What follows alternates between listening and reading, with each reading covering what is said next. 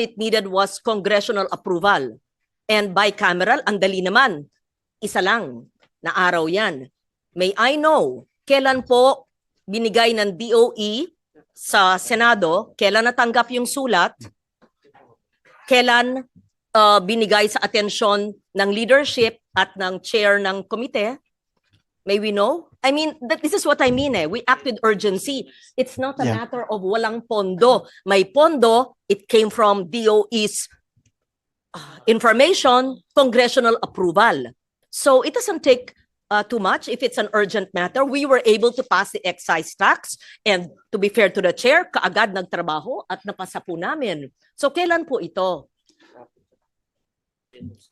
Yeah, PNOC is here, Mr. Chair. Initially, itong first two cargos actually, merong releasable fund pa si PNOCEC. That's why we bought the first cargo. And then there's a second cargo coming in. So, Ito po tinatanong yung ilang cargo. Simple question. If the DOE says that all it needs is congressional approval and the PNOC has the funds, and you said that the letters were sent because it is important that the people know that letters are not sitting in the Senate without action. We would know if there is a letter that is deemed urgent. Kasi wala ang inyong DOE secretary Wala dito E nandito siya last week. Sinabi ba niya sa chairman ng Energy? Sinabi ba niya sa leadership sa Senado? Wala. Ang kanyang linalabi yung biofuel. Sinabi ba yan? Because this is so urgent. It did not come from us. It came from the DOE. May I just know the date? Sir, I know you're a technical person and you seem very knowledgeable. I just need to know, it's an admin matter. Can we kindly put on record after this presentation, Mr. Chair, just bear with me, so that hindi ang itsura nakapending sa Senado, tapos sasabihin nyo, kasi po nag-break, excuse me, hindi po nag-break ang Senado na hindi inaaksyonan ang hinihiling ng executive.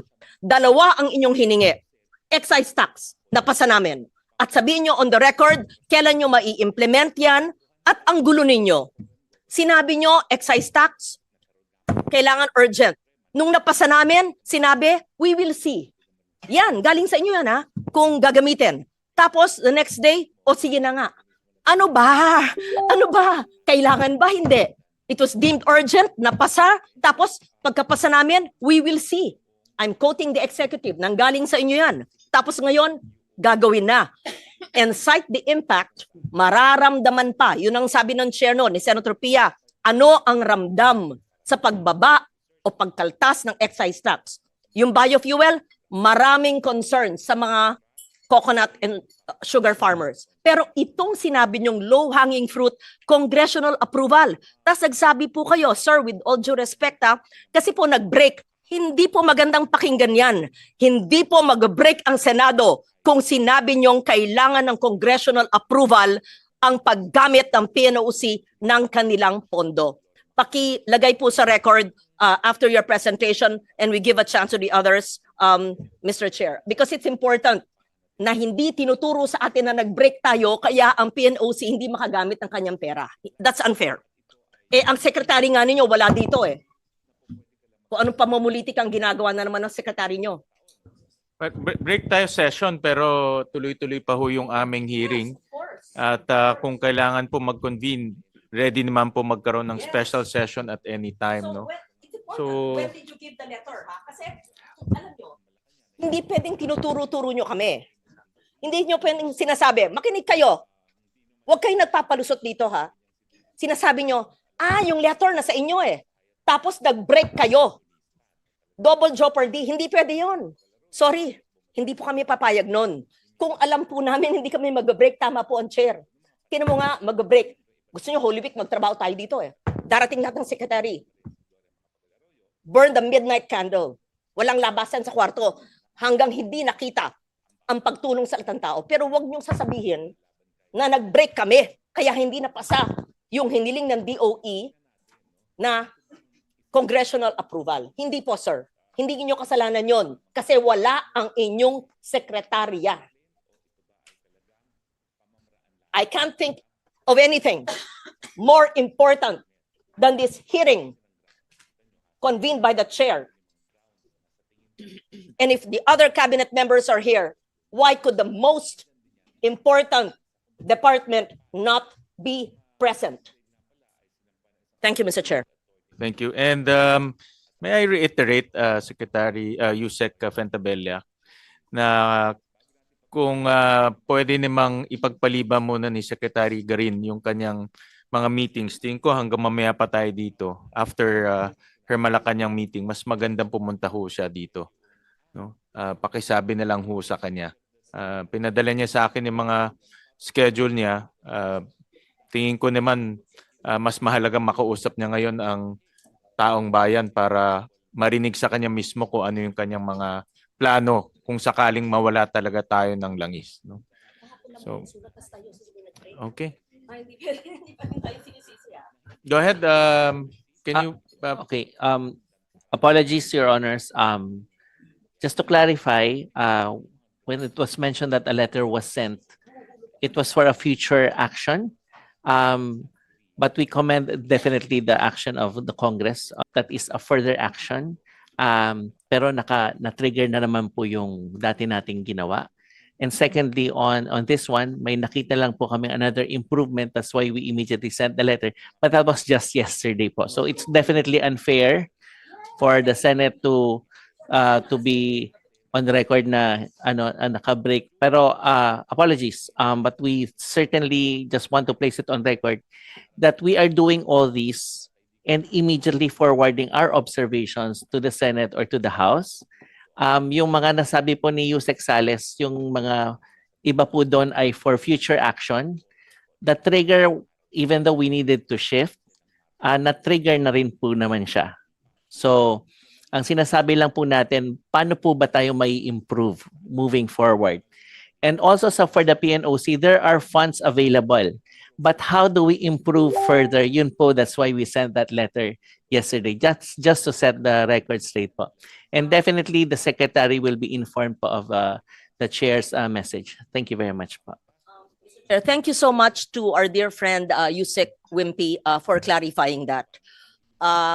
It is important we put things on the proper perspective and accurate. Kasi pag soundbite lang, kailangan congressional approval. Pangalawa, kasi nag-break. Hindi pwede yon. Imposible naman namin hindi inaksyonan. Kahapon lang pala. Pero we can take things into consideration if it's deemed urgent or can it wait until May. As a chair has said, naghihiring naman tayo. Kaya lang, ito po, Mr. Chair, may tanong kami ni Sen Kiko, hindi namin makita. Binasa po ng DOE yung mga urgent contingency plan. Ang pagkaintindi po namin, work from home at carpooling. So, ano ba ho ang top 3 na pinakamahalaga na ginawa ng DOE para maibsan ang pagtaas ng presyo ng petroleum products at matulungan lahat ng sektor? Kasi ang narinig namin yung carpooling at saka yung work from home Hindi naman po yun emergency situation lang. Marami pang ibang dapat na mararamdaman po ng tao. Hindi namin makita yung iba. Thank you. So, the first ones that we definitely did was to coordinate closely with the DILG. The coordination po with the DILG and with Yusek Iringan, it brought about an online meeting last Wednesday with all the mayors Luzon, Visayas, Mindanao, and some of the governors were present as well. These were to align yung mga roles and mga basis ng batas para ipatupad po natin yon. The other one is how to make sure that we have supply. So aside from the private oil companies going about with their partners and suppliers on the contracts of where and when they will get their products, there is that added venue or channel wherein the PNOC or the government is also looking into additional suppliers just to make sure that we have the supplies needed. Kaya nga po yung inventory natin, it's not breached. We have sufficient supplies. And hindi pa rin tayo, we will not let our guards down. That's why we mentioned that aside from the existing money, we may need additional arsenal and additional options. But nonetheless, again, we apologize for that. We will be more circumspect in our statements. But it's definitely thanking the committee for holding this meeting, because in our way forward, and that is the third one, no, kasi it's really supply on the ground and supply for the country. On our way forward, it is really imperative for us to pursue the transition. What makes the situation different from 1973 is now we have electric cooking more available. Now we have more renewable energy and indigenous sources that we just need to fast track.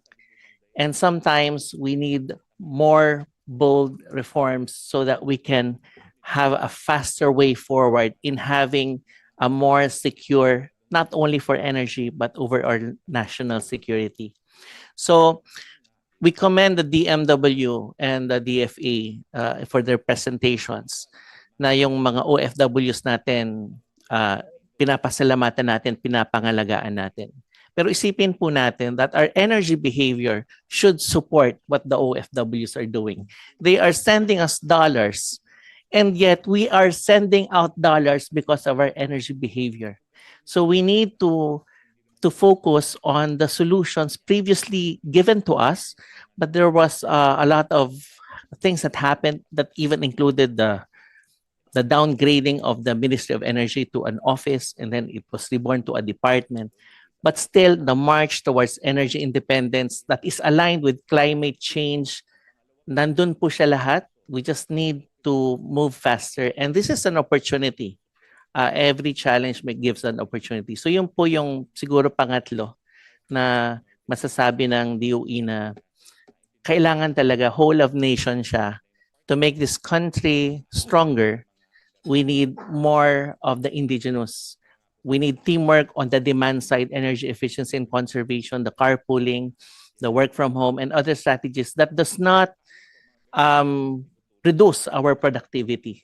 So yun po yung pagiging wais sa paggamit natin ng enerhiya. Thank you very much po. Mr. Chair. I think Senator Bam first, and then Senator Risa. Maraming salamat, Mr. Chairman.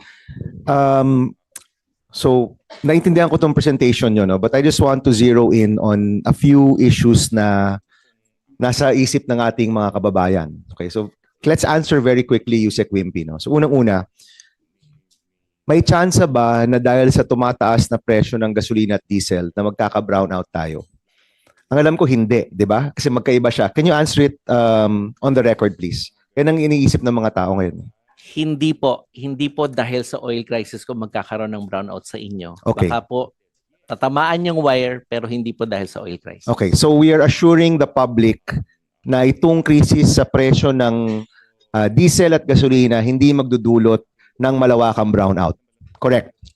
As of now, no po. Okay, But we thank will you. tell you and we will inform, we will be transparent kung magkakaroon po ng ganong issue. Okay, so malaking bagay yan kasi dinidikit nila yung brownout sa presyo ng oil at gasolina. So nililinaw ninyo. Okay, pangalawa, sa pagbaba ng presyo ng diesel at gasolina, ano ba talaga yung pwedeng gawin ng gobyerno? So sa pagkakaalam ko, free market tayo, we're deregulated. So the only thing that we can really do is to probably affect the taxes, no? Kasi yun ang kinokolekta ng gobyerno. We already provided the emergency power sa excise tax, no? As you know, and Secretary Balisacan knows this, I've been against that from my first term, yung paglagay ng excise tax sa diesel at gasolina. Ngayon, gagawin na yan. So makakapagpababa yan, no, ng presyo ng diesel at gasolina. Tama? It can, but it also depends on how we want to affect the behavior of the consumers. Because if we want to move away from fossil fuels, we increase taxes. If we want and more subsidies for indigenous sources. Oh, but you're talking kasi long-term, Yusek Yes, sir. Wimpy, no? We're talking short-term, no? Yung short-term relief natin, isa na itong pagbaba ng excise tax. Napag-usapan rin namin yung VAT. VAT is 12% of the price of fuel at the gas station. Correct, di ba? is that a possibility na isuspend rin natin yung VAT? Kasi kung 12% yan ng 120 pesos, di ang laki niyan kaagad, di ba? That's what, 14 pesos, 15 pesos right away. Napag-uusapan ba yung suspension ng VAT sa inyo, Yusek Wimpy? It's more of having a different rating. Okay. It's not suspending because there's a supply chain that we have to note when we talk about value-added tax. Okay. So So, it's napag- probably zero rating or a lower rating okay. for consideration of our economic management. But definitely, napag-uusapan yung pagreforma dito sa VAT pagdating sa petrolyo in emergency situations. Napag-uusapan siya. All taxes, because we have to make sure that we itemize everything under the unbundling principles po. Yes, Okay, sir. so let me tell you, for the record, handa ang Senado na ipasa ang reformang yan kung kinakailangan, no? So we will, I think, Senator Lauren has said it as much, we will go back and have special session if needed, if we need to do reforms on the VAT. Yung excise tax, nagawa po namin yan in record time, wala pang isang linggo. In fact, baka 2 session days lang nagawa yan. Yung VAT na pag-uusapan rin namin, and we would like to also know from the economic managers if this is something that we can do. Kasi apart from the excise tax and the VAT, meron pa bang ibang paraan na mabababa natin yung presyo ng diesel at gasolina sa gasolinahan? Meron pa ba na magagawa ang gobyerno, Yusek Wimpy? Well, we have targeted beneficiaries na kailangang matugunan po. But I think we have one more slide for our recommendations. Okay, let me just finish, no, kasi I want to get to the point, no. So sa short term, nandyan talaga yung pagbaba ng mga buwis para mababa natin yung presyo ng diesel at gasolina. In the long term or medium term, your goal is really to ensure supply, to help the private sector to make sure na may supply. At then ginagawa nyo naman yan, Yusek Wimpy, correct, no? Yes, sir. Yes. So itong mga reforma for having a longer reserve, definitely gagawin natin yan from 15 days to 30 days. Yung mga reforma na kung saan you have to, maybe the DFA is here to work with the other countries to trigger yung APSA. It's there in your recommendations also. So gagawin natin yan para masigurado namin supply. So for DOE, yun talaga eh. One, ano yung pwede gawin para mababa yung presyo ng diesel at gasolina? At handa ang Senado na gawin yung kinakailangan namin gawin para makatulong kami dyan. Pangalawa is to ensure that there's supply.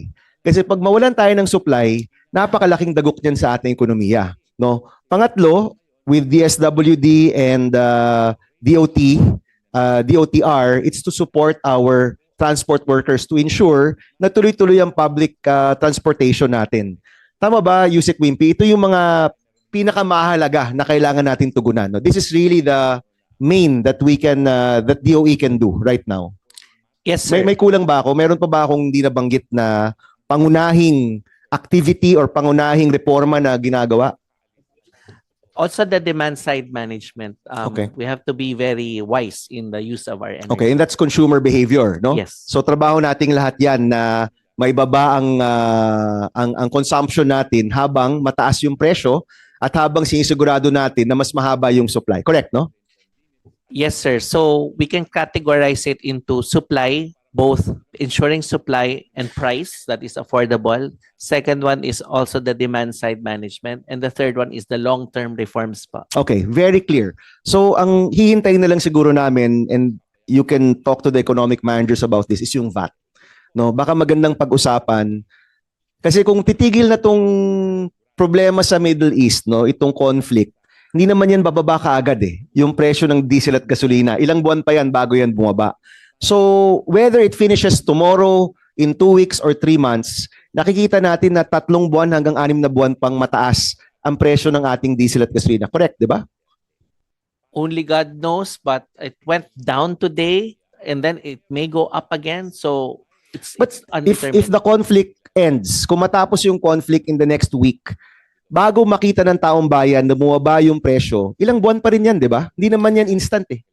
That's correct, Your Honor. But we're also looking at the market behavior in the sense that the suppliers are also adjusting. Meaning, if they are producing 100 per day, some are producing 110 per day because there's a gap.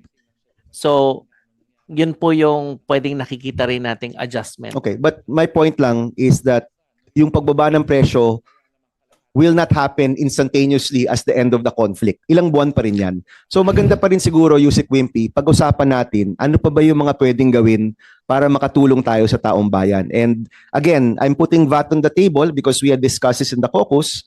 Pag-usapan natin, maybe with DepDev and DOF, if there is a need to lower this para mas makatulong pa tayo sa taong bayan. And alam kong, is the Department of Finance here? Yusek Adriano. Yes. I'm sure ayaw ito ni Yusek Adriano or may concern siya dito. Pero magandang mapag-usapan, makompute na natin kasi yung taong bayan naghahanap ng agarang tulong. And the excise tax is one, but VAT actually will be a bigger subtraction in the pump price, no? Kung masuspend natin ito. So please discuss it, Yusek Wimpy. Maraming salamat. Yeah, thank you very much, Your Honor. Mr. Chair, we'd also like to place on record that when we submitted these studies to our economic managers, they were very open. In fact, the DepDev, as I recall, mentioned that we should also look into the competitiveness of the country comparing electricity and fossil fuel prices. So yun po yung pinag-aaralan ng ating economic managers. They're very open po. We just have one last slide. Go ahead. Before you. that, I think Senator Risa has an intervention. Then after that, let's allow the agencies to finish so that meron tayong complete picture and then we'll open the floor to questions. Senator Risa. Salamat, Mr. Chair. At mabuti binanggit ni Yusek Wimpy yung renewable energies dahil tungkol doon yung isang tanong ko mamaya sa DOE. Pero sa ngayon, isang immediate observation muna dun sa presentation ng DOE. So sinabi ng DOE, maaring tumaas hanggang 105 to 134 pesos kada litro ang diesel. Ibig sabihin, tataas siya ng mga 13 to 48 pesos per liter. That alone, Mr. Chair, brings home to us so strongly gaano kalala yung sitwasyon. How much in a crisis we really are. Kasi kahit po yung ipinasa nating excise tax reduction or suspension, pagbibigay ng kapangyarihan sa presidente para gawin yon. I remember nung ini-interpellate ko si Chair Pia on the floor, sinabi niya sa estimate noon ng Department of Finance naman, pwedeng bumaba ang diesel hanggang 82 pesos per liter. Or ibig sabihin, pwede siyang bumaba by 6.72 pesos per liter. So yung inaasahan ng DOE na tataas ang diesel by 13 to 48 pesos, talagang lampas na dun sa inaasahan nating pagbaba gawa ng excise tax suspension or reduction, pagbaba ng presyo ng diesel by 6 pesos. So magdodoble or more than yung presyo ng diesel, hindi mahahabol kahit ng ipinasa nating batas sa excise tax. Tataas yung diesel hanggang 105 to 135 pesos.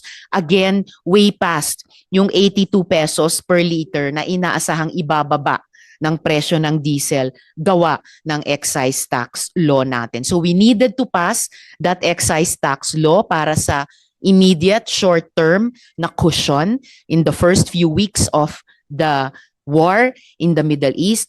Pero all the more, we can support yung mga hinihinging contingency plan, legislative actions ng DOE because we need to do more. At ihahanay ko na, Mr. Chair, dun sa more, yung binanggit ko na sa mga public statements early on in the war at kinonsulta ko rin kay Finance Committee Chair Sherwin yung pagsuspinde rin o pagbawas dun sa value-added tax na binanggit din ngayon ni Senator Bam at muli yung supplemental budget.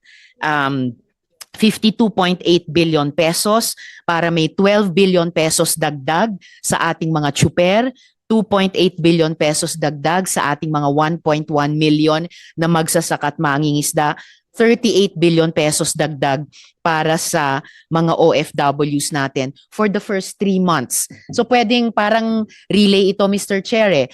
In urgent action natin yung sa excise tax, pag-aralan natin yung VAT, pero immediately na rin parallel dito sa dalawang buwis yung supplemental budget. And just as for any action on any proposed bill sa VAT, pwedeng talakayin sa isang special session ang supplemental budget. And last for this intervention, Mr. Chair, nabanggit ko kanina, meron na po kaming in-identify na possible sources of funding.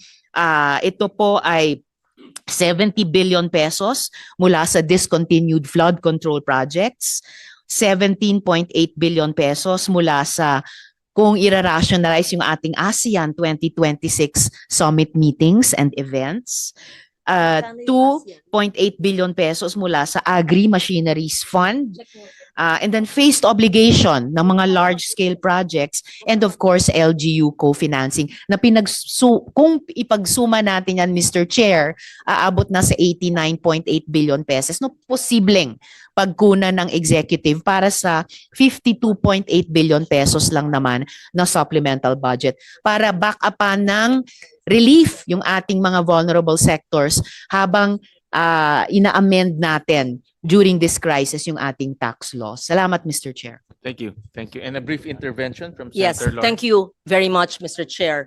Tama po yung sinabi ni Senator Bam, nakahain po yung suspension din ng VAT.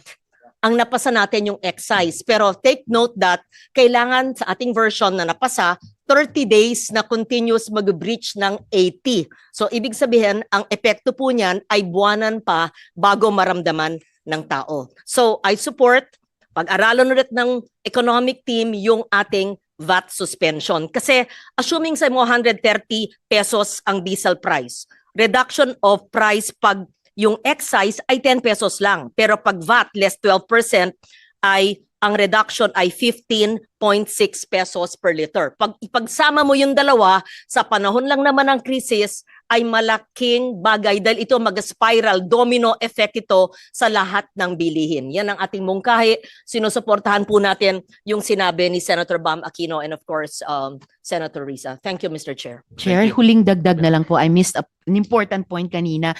Doon din sa interpellation kay Chair Pia sa excise tax law na pinasa natin, sinabi niya, ayon sa Department of Finance, 30 to 45 days pa epekto yung mabuting epektong makukuha natin dun sa excise tax law. So, swak na habang inaantay natin yung 30 to 45 days, I think reinforced by yung sinabi ng DOE, 1 to 1.5 months pa buffer stock kasi may stocks pa yung ating mga oil companies. Kailangan talaga natin yung supplemental budget while we're waiting for the excise tax effect to kick in and while we are studying also yung possible dagdag na benepisyo ng VAT amendment. Salamat, Mr. Chair. Thank you. Thank you. Let's finish our presentation so we can move to Deb after. Yeah, the last slide. Actually, napag-usapan na rin po to. But we also have to mention for the record that we also have to look into the needs of the off-grid areas. So, yun po yung kailangan ng tingnan yung diesel requirements ng off-grid areas. But also, we propose fast-tracking hybridization. So that again, reliance on the fossil fuels will not be there. Also, for those who can afford the electric vehicles with more RE into the generation mix is our path towards more energy independence. Thank you very much, Your Honors, Mr. Chair. Thank you. Thank you. So we recognize Secretary Balisacan or Deb. Thank you, Mr. Chair, and good morning to the honorable senators and my colleagues in government. I'll try to be very quick. Please, can we have the next slide? This slide, please. My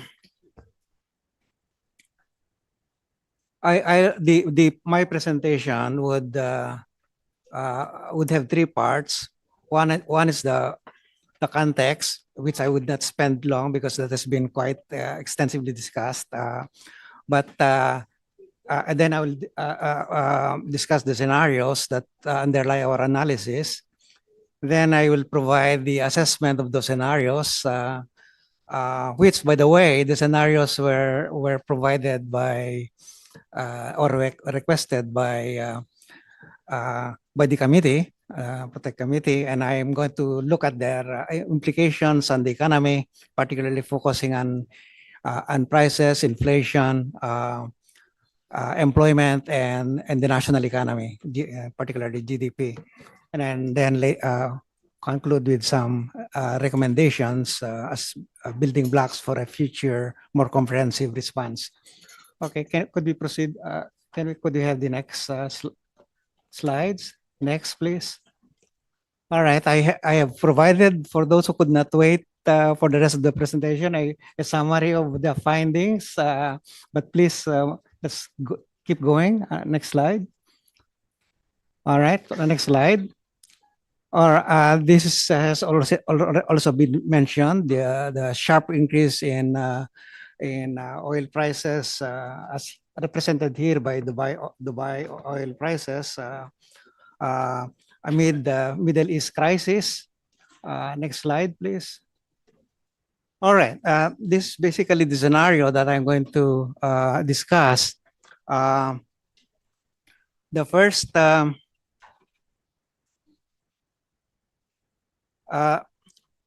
scenario assumes that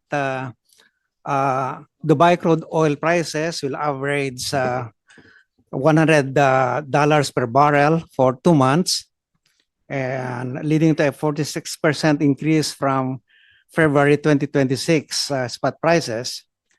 Then average monthly prices will remain above $80 per barrel until May 2026. So that's for three months, where 3 months of above 80 per barrel oil prices. In scenario 2, it's the same 100 pesos per barrel, but the persistence of the above 80 dollars per barrel is for 3 months rather than 2 months. And then the scenarios 3 and 4 assume a more sustained damage in the infrastructure of the Middle East. Scenario 3 assumes that prices would move to $150 per barrel for also 3 months, but the duration would be longer. That's for until October 2026. Whereas the scenario 4 assumes a even longer duration of above $80 per barrel. That's 15 months. The assumption here is that you have the damage to critical infrastructure is quite heavy. And finally,